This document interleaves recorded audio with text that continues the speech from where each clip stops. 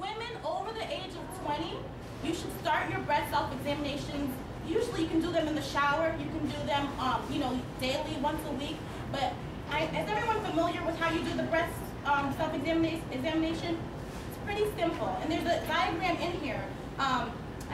If you wanted to, I'll show you back here, but it's something that when you're in the shower, you want to make sure that you examine your breast. You start from the axilla, which is right underneath your arm, and you go in a circular motion, because a lot of times people think that breast cancer is primarily in the breast, but it can start in your axilla, which is your underarms, or people wouldn't think to check for a lump.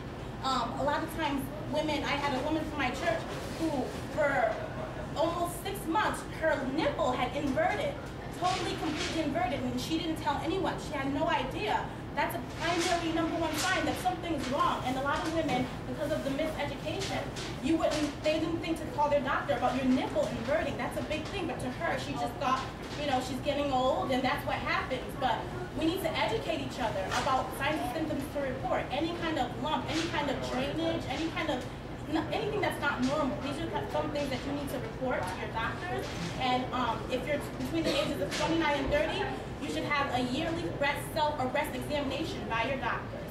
But although if you have a high risk factor, for instance, if you have a family member who had breast cancer, some of the other risk factors are having early menopause or early onset menstruation. So some of those things are things you would consider by the age of 40 having a yearly mammogram. Also in your packets, I know it's a little farther, but if anyone wants more information, I can get contacts for the places in Newark. But there is a free card here for a free pap smear or mammogram. You have to be 19 or older for the pap smear and have no health insurance, but you have to be 40 or over for the mammogram and have no health insurance. This is in Connecticut, but again, if you wanted more information, you have family in Connecticut, you can give it to them. But I can get you in connection with the places, the local